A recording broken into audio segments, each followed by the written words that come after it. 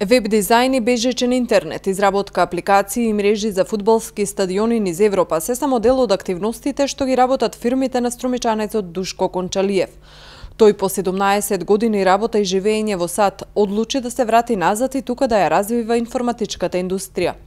Смета дека Струмица има огромен потенцијал во оваа насока. Потребно е создавање кадар за да се задоволат потребите на пазарот и да се одговори на професионалното ниво, вели Кончалиев. Веќе имаме огромна поборувачка на кадар во IT технологијата во Македонија, и уште повеќе надвор од Скопје. Тоа е едно нешто што се обидувам јас тука во Струмица да направиме кадар што ќе остане во Струмица. Не зборуваме за напуштање на земјата, ние зборуваме за напуштање на градот и одење во Скопје. Така да тоа ми е една од целта што сакам да ја промовирам за градење на тој кадар во Струмица. Меѓутоа и како држава IT технологијата е таква област кај што може многу полесно се работи и за домашен и за странски пазар без оглед кај да сме, па и тука од Македонија за странските пазари. А од друга страна имаме и квалитетен кадар и се уште економски рентабилен кадар за странските компании. И од тука побарувачката не само на локалните фирми, како гледаме дека има и многу странски фирми кои доаѓаат во Македонија по истиот тој кадар.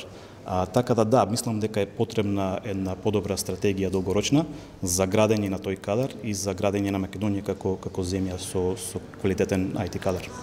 Од светските практики смета дека треба поголема доверба и акцент во стартап бизнисите. Банките да ги олабават критериумите за финансирање идеи од кои подоцна може да се извлече профит. Да, малку тешко прашање затоа што зборуваме за различни економии. Меѓутоа тоа што би сакал повеќе да го поттикнуваме е стартап менталитетот и стартап бизнисот. Ангели инвестори, луѓе што потенцијално имаат средства кои би можеле да ги инвестираат во идеи, во стартап идеи и подобри потенцијални кредитирања од самите банки кои би инвестирале во бизнис идеите, а не во асетите во недвижнимите или тоа што треба да го заложиш за самиот кредит.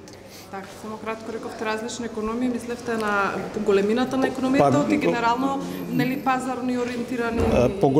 Големината на економиите и можностите што самите пазари можат да го претрпат Америка во споредба со Македонија. Од IT секторот велат дека најмногу стартап бизнис има регистрирано во Скопје, на второ место во Македонија е Битола. Стартап компаниите се новоформирани брзорастечки бизниси кои имаат за цел да одговорат на барањата на бизнисот со развој на одржлив бизнис модел околу иновативен производ, услуга, процес или платформа. Тие имаат и најголема шанса да пропаднат, но помал дел успеваат да станат големи и влијателни. Google, Amazon, Snapchat, Airbnb се дел од стартапите кои денес станаа глобални индустрии.